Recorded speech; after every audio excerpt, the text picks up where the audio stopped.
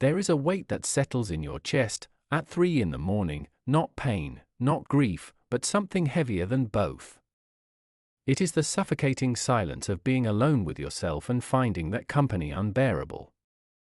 Most people in that moment reach for their phones, drown it in noise, or pour it into a glass, anything to escape the one person they cannot outrun. But here is what they never tell you, that unbearable feeling is not a curse. It is a doorway. Because the person you have been fleeing, the one whose voice gets louder in the quiet, is not your enemy. That person is the only ally who has ever been with you from the very first breath, and will remain until the very last. Today, we are going to stop running.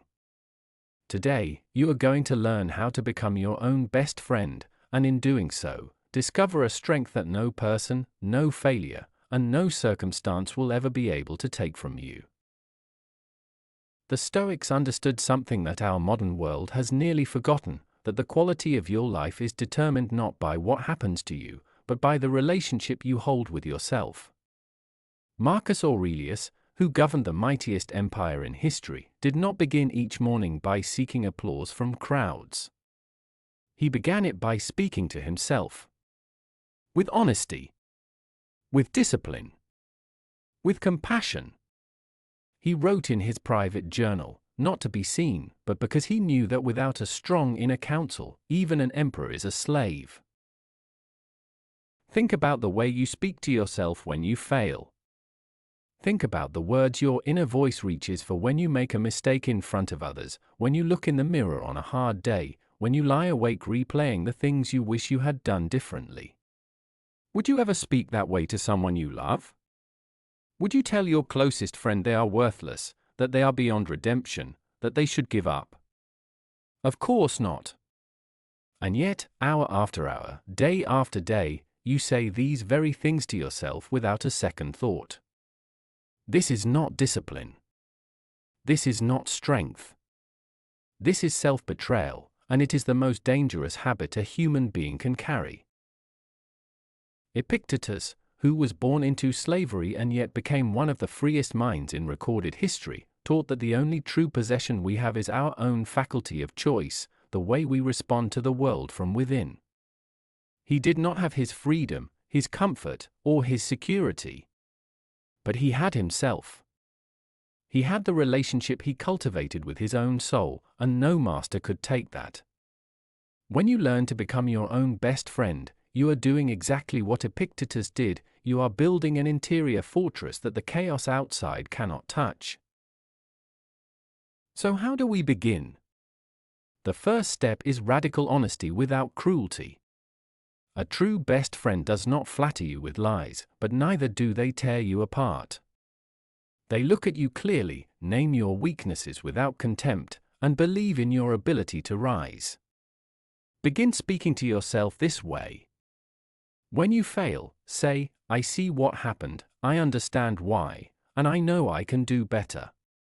That single shift, from self-attack to self-counsel, is the foundation of everything.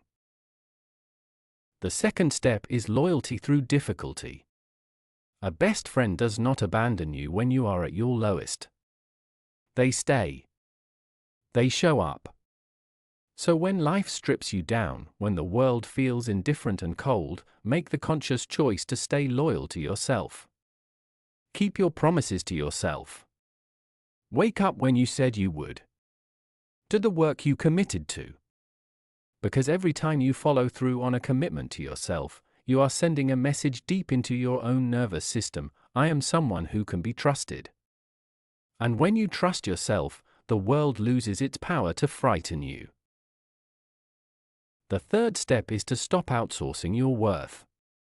Seneca wrote with devastating precision that a man who is not at peace with himself will find no peace anywhere he travels.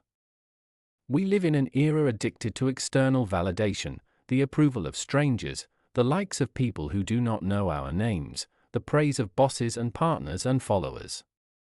None of it fills the void, because the void is not out there.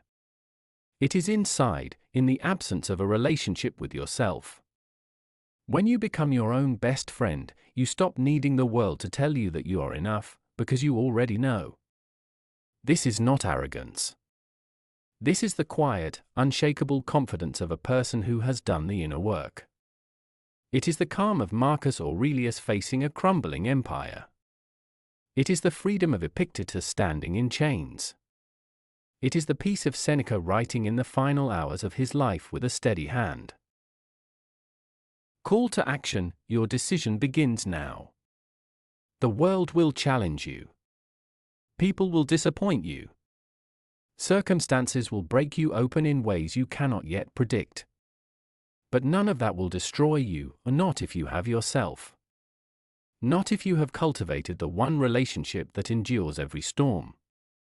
You have spent so much energy trying to be someone others would love. Today, I am asking you to do something far braver.